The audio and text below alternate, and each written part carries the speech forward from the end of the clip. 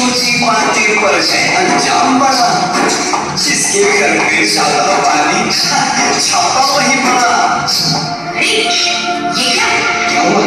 ये पड़ोस में पुलिस क्यों आई है? अरे किसी और के यहाँ नहीं, अपने ही यहाँ है ये। आपके यहाँ सीबीआई का छापा पड़ा है। क्यों?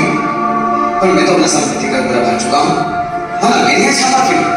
मैं अचल संपत्ति की नहीं, तरल संपत्ति की बात कर रहा हूँ। हमें पता चला है कि आपने जरूरत से बहुत ज्यादा पानी स्टॉक कर रखा है।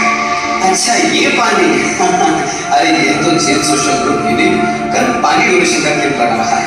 और ये जहाँ पानी पीने को नहीं, वहाँ इतना महंगा पानी डोनेट करने को चलो।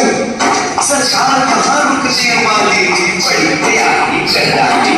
पानी पहले ही महंगा था और कीमत बढ़ा डाली। सत्य झूठ और राज खबर टीवी पर आई। तृतीय विश्व युद्ध पानी के कारण जनता थी घबराई।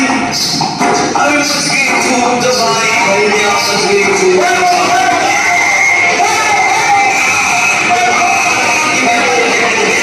अच्छे समाचार में प्रमुखता से दुनिया में पानी के लिए तृतीय विश्व युद्ध छिड़ गया है। चारों ओर हाहाकार मचा है।